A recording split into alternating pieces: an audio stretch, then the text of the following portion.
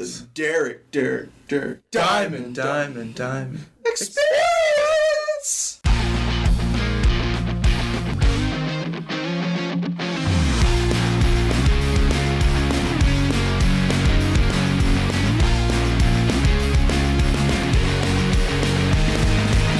Welcome to a very special episode of the Derek Diamond Experience podcast. I am your host, Derek Diamond, and if you haven't yet, be sure to check out the previous episode where I had the pleasure of interviewing screenwriter and author Daniel Carey about his book, Screenwriting Tribe, as well as the Screenwriting Tribe workshop that he hosts every Sunday out in Santa Monica.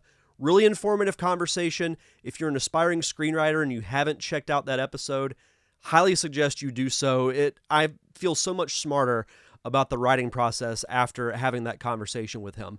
But for this episode, we're just less than 2 weeks away from Pensacon, which is an annual convention held here in Pensacola. It's going to be held February 24th through the 26th at the Pensacola Bay Center, but it really encompasses the entire downtown area of Pensacola.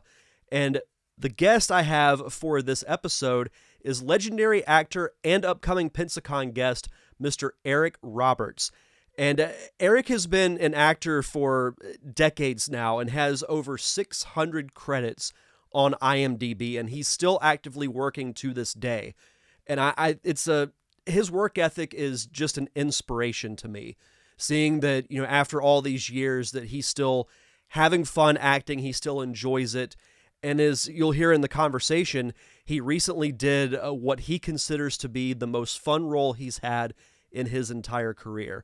So it was great to get to pick his brain about how he got into acting, kind of the evolution of the film and TV industry since he started, and of course, his upcoming appearance at Pensacon. Eric is a guest that he's been on my wish list for years now, so getting the opportunity to chat with him was absolutely fantastic, and it was an honor to talk with him.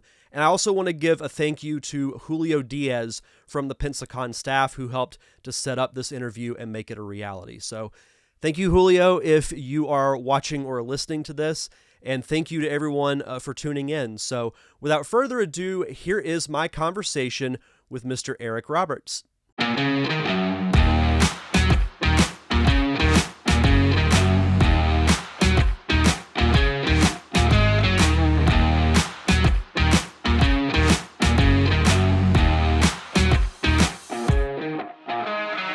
Welcome back to the Derek Diamond Experience podcast, and this week it is my honor to welcome legendary actor and upcoming Pensacon guest, Mr. Eric Roberts. Eric, how are you?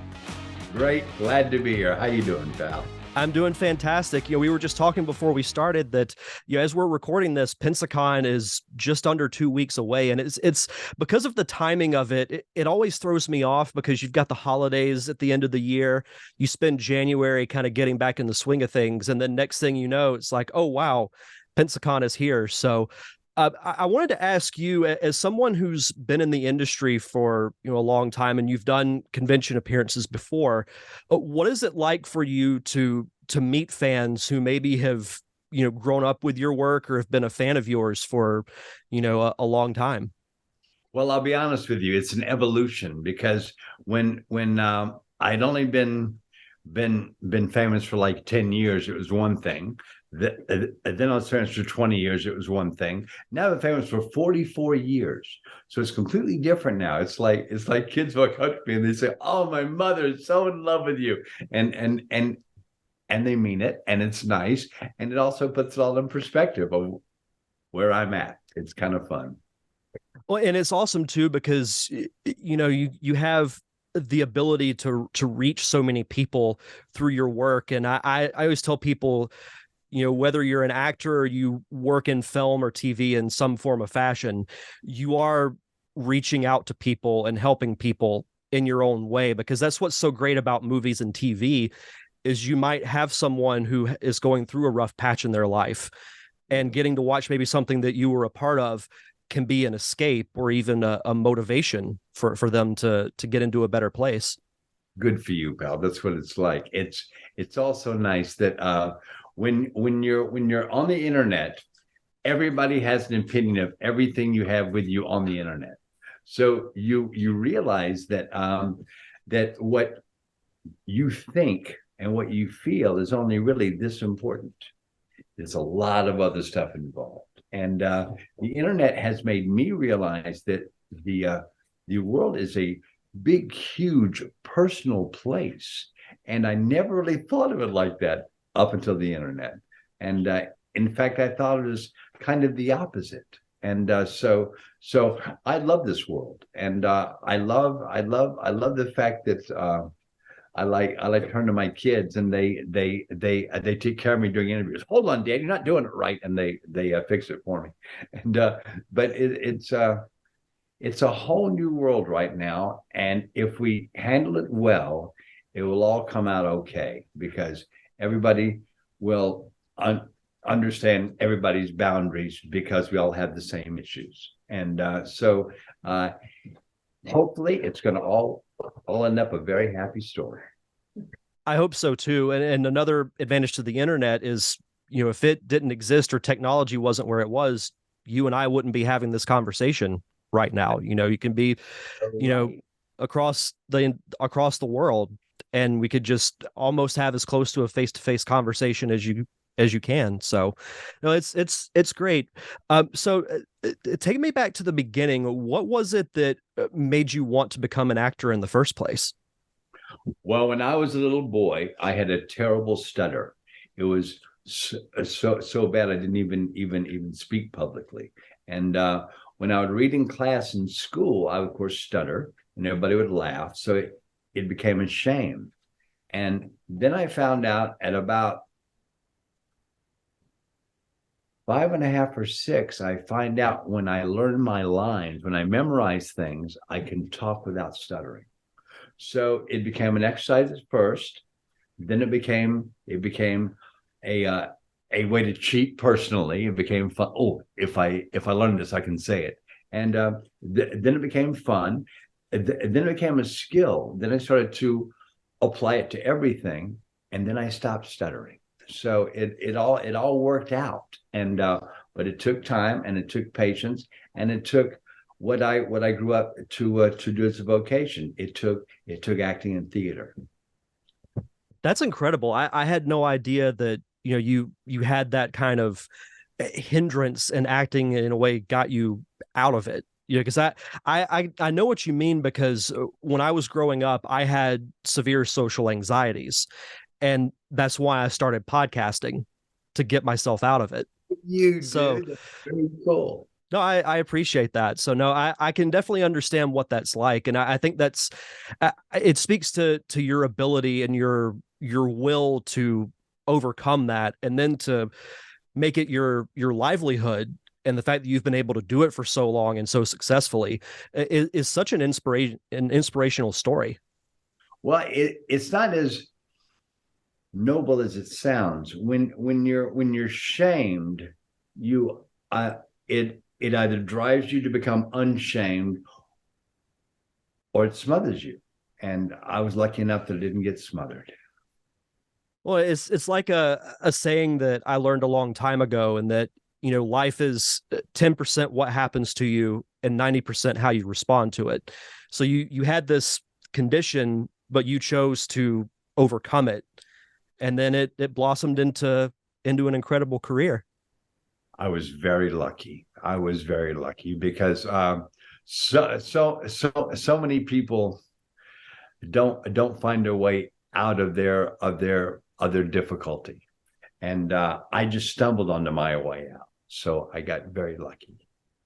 Absolutely. So you decide that that this is fun for you, and this is what you want to do. So how do you get your foot in the door, and how do you start getting acting work in the industry?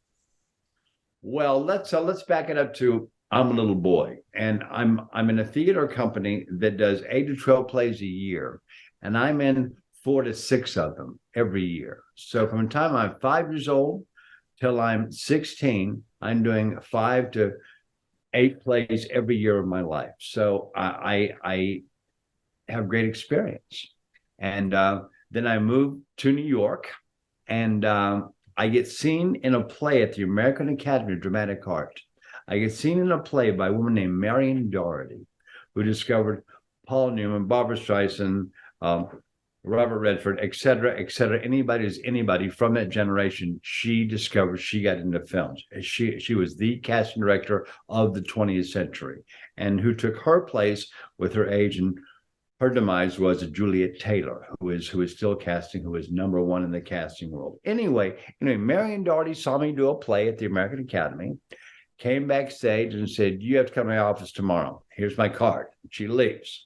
Okay, cool. So I go to her office and she says, "I'm not the one you want to talk to. I just want to get you here." It was her office. It was called MDA, Marion Doherty Associates. And Julia Taylor, Gretchen Royal, Wally Nacita, and Bill Tresh. They were her staff. They all grew up to be huge stars in all the field of producing and managing and all this stuff. So she was like their mother. Anyway, she brings me into her office. I meet Julia Taylor, who casts all the Woody Allen films, by the way. It's just one thing she does magnificently. Anyway, and she says, "You know what? You need to meet a friend of mine. His name is Bill Tresh. He's a manager. He handles Chris Walken, Sissy Spacek, Carol Kane, Melanie Maron, Tom Hulce, et cetera, et cetera, et cetera. He discovered all of them. I want him to discover you." I said, "Okay, great."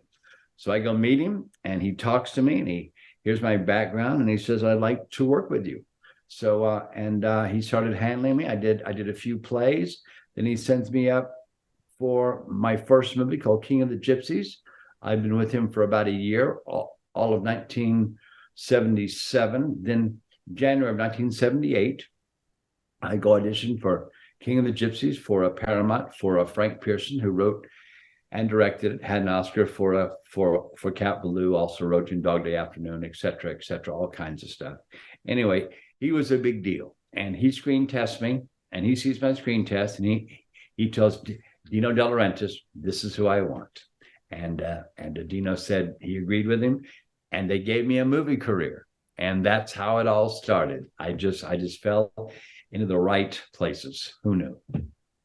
And that's what numerous actors and producers and directors have mentioned to me, in all my time of doing the show, is that sometimes it does take being in the right place at the right time. There's the timing is very important when it comes to where you land and how you land in the industry. So it's crazy that, it took that one person that said, "I want to discover you." So how did that make you feel when he told you that? It made me feel lucky. It made me feel a dream come true. It was all just a starting point, but it was the launching pad for me. So I understood what it was even then. I understood, wow, this is my launching pad. Here I go. And I was just in heaven, because I was also, even though I thought much more of myself at the time, to be honest, I was just a country bumpkin who could act well. I was not at all worldly. I did not understand the world or show business or people. I just had a talent. And I was just lucky enough that the people who saw my talent first were nice enough that they took care of me well. And they did. And that's great too, because, you mentioned that you weren't worldly and you were still kind of figuring things out. And it's important to have people that will help you with those types of things. I did want to backtrack a little bit to your time in theater. Did it help you as far as transitioning from theater to film? Do you feel like that was an advantage for you, or did you almost have to relearn the process over for film? No, I did not have to relearn it. It's all the same to me. It's all moving people. It's all making people believe everything you're doing. And once you accomplish that, you've succeeded. And that can be film, stage, TV, whatever it is. It's just in the presentation that everybody believes it. That's my only goal every day. Well, and that kind of goes back to the escapism that we were talking about, is that you can watch, say, you play a character that people can get so invested in, and it's great to see unfold, whether it's in TV or whether it's in film. And there's also those wonderful circumstances that don't happen for everybody. And when they do happen for people, they happen, one, two, three times in a whole, career. And that is, there's an audition for a thing called Righteous Gemstones. I love the show. So I say, oh, I got an audition for this. So I do, and I send it in, and I get cast out of an audition. Who knew? It wasn't because I was Eric Roberts, because I had an audition and he liked it. So I was so thrilled, also because it was a character that I had in my back pocket that was based on members of my family. So I wanted so badly to play this character, and I finally had a place to. Oh my God, that audition for Righteous is that character. I got to give them that, and I did, and they liked it, and that is such a dream come true. Even for us old guys, it's like, oh, I did it. Oh God, thank goodness, and you're so happy, and you're so quietly proud, and that's what show business when you're working with all the right people, like a Danny. It can do for you. And that was one of the best experiences of my life. That was my favorite role I ever played, because I've been holding that character in my back pocket my whole adult life. So I just loved having the opportunity and having that circumstance in order to do it. And that happens so rarely for us. So I had one of those magic moments in my life last year. Well, and that's great too, because, when you have a lot of people who they have this career that can span years and years, and they can get complacent, or there's really nothing more for them to do, or at least they feel that way. With you, after being in the industry for so long, you have what you say is your favorite role, a year ago. And Righteous Gemstones is a great show, by the way. It's so fun and so entertaining to watch. That cast is incredible. I know. So I think that's just such a testament that, you're still having fun with what you're doing. Kind words, but I know as well as anybody can, I have the best job on the planet as an actor. And I've seen the world half a dozen times for free. And I love every day. And not to be too, la-di-da, I'm such a happy guy, but I'm not a particularly happy guy.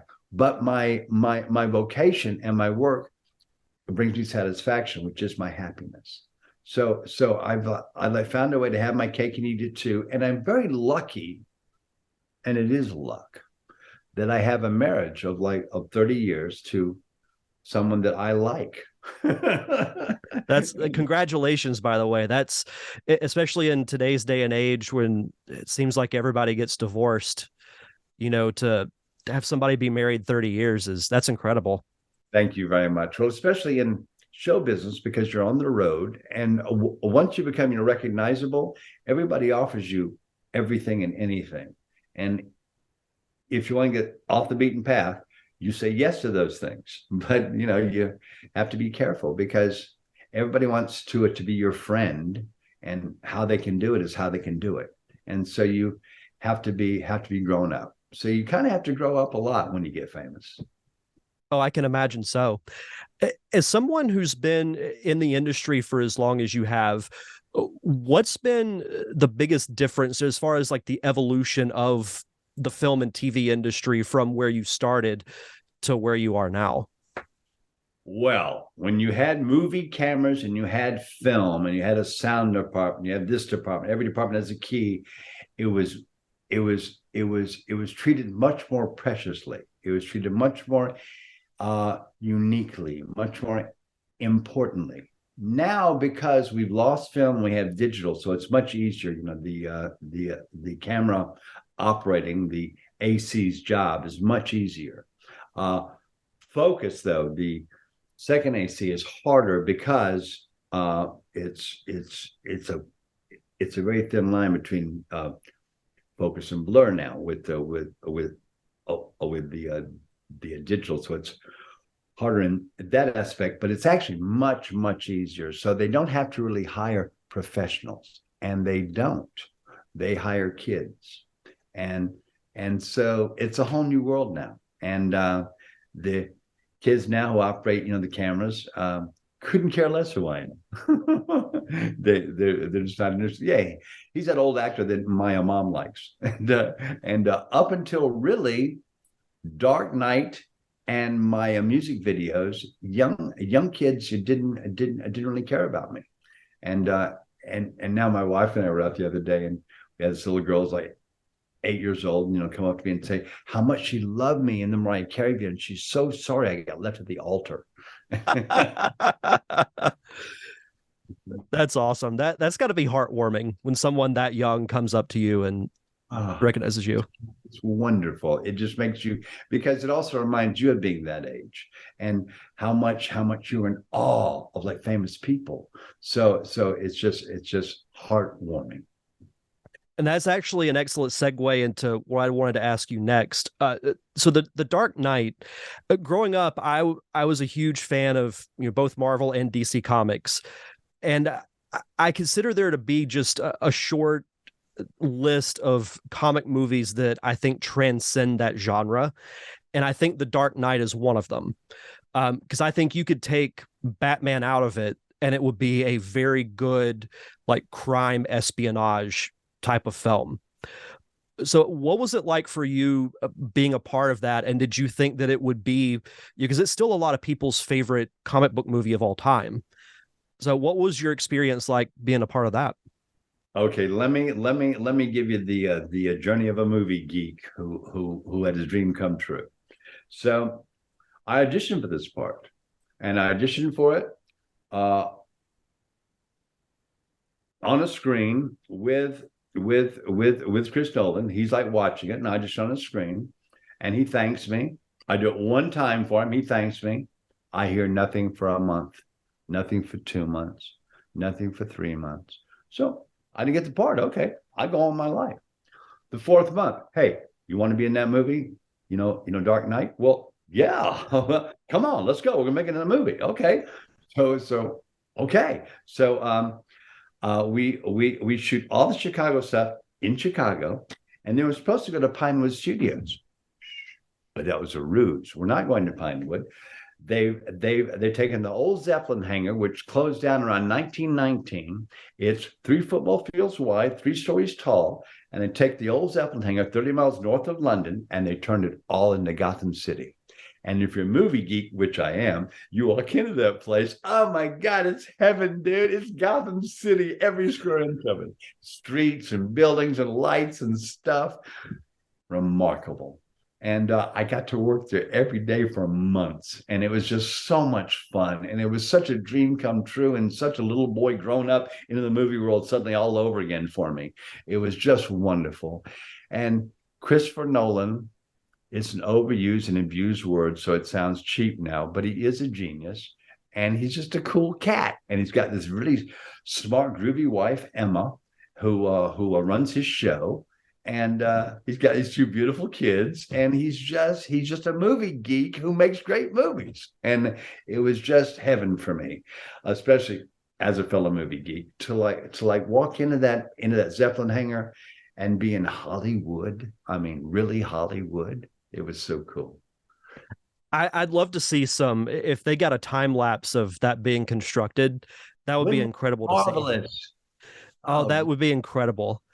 I probably would have fainted had I walked in there, because that's just so incredible. And I think the art department and the set designers really don't get enough credit for things like that, as far as from the visual standpoint, because everybody talks about the directors and the actors and sometimes the composers, but it's people who are in the trenches like that too that really make movie magic happen. Because go ahead. I'm so glad you understand that, because it was breathtaking. Even now, when I look back on walking in there, I go, oh yeah, it was just so cool, dude. It's unbelievable. And a lot of people or casual movie fans may not realize that, and I use this analogy a lot, is that a film is like a giant machine, and everyone from the director all the way down to a PA are all cogs in the machine, and they all have to work together to make the machine work. Really, but the director, and he's the arm you're turning the cog. Everybody's a little piece of it, except for him. It is a fascist system. He is the dictator. and then there's everybody else. It is his image, his dream, and you follow him. I'll have to add that to my analogy now. I never thought of that. The director's the arm that turns the machine. That's right. I love that. Boss, man. He's Yeah. our mother. Absolutely. So you mentioned your role in Righteous Gemstones being the most fun of your career. What has been the most challenging role you've had in your career? That's a very easy answer. It's Star 80, Bob Fosse's last film. I played Paul Snyder, who's the husband of Dorothy Stratton, who killed her, and I play him. And it was not a likable story. It was a true story, but it was not a likable story. It was not a likable person. It was not a likable end. It was upsetting, but it was Bob Fosse. So I did everything I could to come to his attention, and I had to audition 5 times, and then he gave me the part. And that shows that you really wanted that part to be willing to audition 5 times. Well, I just got called back 4 times. Yeah. But yeah, it's Bob Fosse. It was one of the incredible filmmakers of the 20th century. Absolutely, yeah. No, that's just such an amazing opportunity that I'm sure if you had to audition 10 times, you would have done it. Sure. He was so good to me, though. He was a special man. Absolutely. So as we start to wrap up here, I did want to ask you what's next for you as far as because I know you've been working so much, and it seems like, I check your IMDb and it's like something new pops up for you every time I look at it. So what's next for you? Here's what happened with me when they took film. Everybody became a studio who had their own like camera, so they started calling me direct. And then like suddenly my wife turns to me one day and she says, "Eric, we're getting like 30 offers every day from all over the world. Do you want to go pursue this?" And I said, "Are they offering money?" And she said, "Some are, some aren't.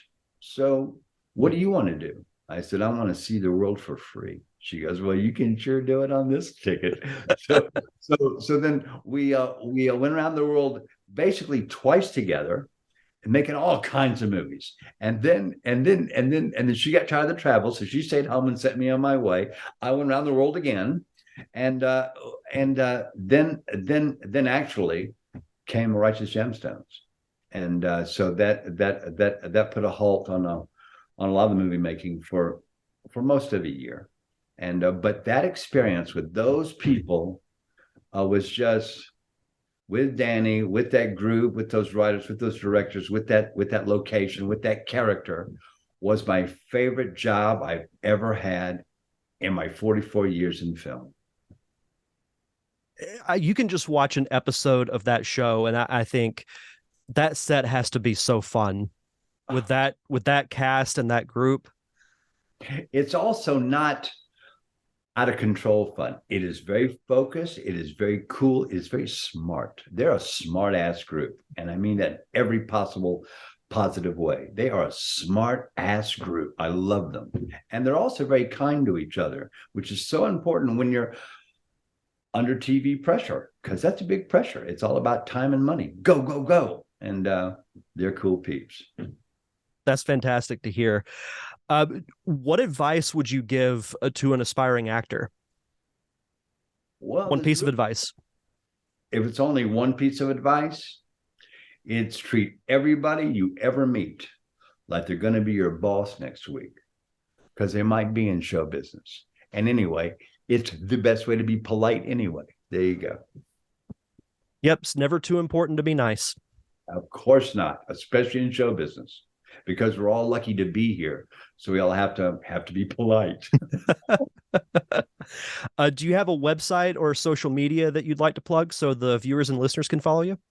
I'm on all the stuff, Twitter, Instagram, Eric Roberts. But if you want to go to my website, go to ericrobertsactor.com. Fantastic. Well, Eric, it's been an honor to chat with you and get to hear your career, and I'm excited to meet you coming up at Pensacon. You have been lovely and charming, and I love your background, dude. Oh, thank you. Yeah, got these Oh, off of Etsy. that's cool, man. I really like them. No, I appreciate it. Thank you once again to Eric Roberts for that awesome conversation. It was an honor to have him on the podcast, and I can't wait to meet him in just over a week at Pensacon, which, as I mentioned at the top of the show, February 24th through the 26th. Just head over to pensacon.com to get your tickets and see the amazing guest list that they have for this year's convention. And they've had some great guests in the past, but I truly believe that this is the best lineup that they have ever had. So should be a really fun time. The Derek Diamond Experience, in a way, is going to be at Pensacon as well, because it is the return of the Defending Bad Movies panel. That'll be held Saturday, February 25th at 1:30 p.m. at the Right Place, room number 3. If you're not able to make it, I will be recording the panel for this podcast, and it'll air in a couple of weeks. For this Monday's show, I'll be chatting with another Pensacon guest. Legendary author Kevin J. Anderson will be on the show to talk about his illustrious career and his upcoming appearance at Pensacon. But until then, just head over to linktree.com/ddiamondpodcast. It's where you can find all the subscription information on where you can download the show, where you can find the link to the YouTube channel, as well as all forms of social media that the show is on. Head over to linktree.com/ddiamondpodcast, and you'll find everything there. But that's going to do it for this episode. Thank you once again to Eric Roberts, and we'll see you guys back here on Monday for another awesome episode of the Derek Diamond Experience podcast.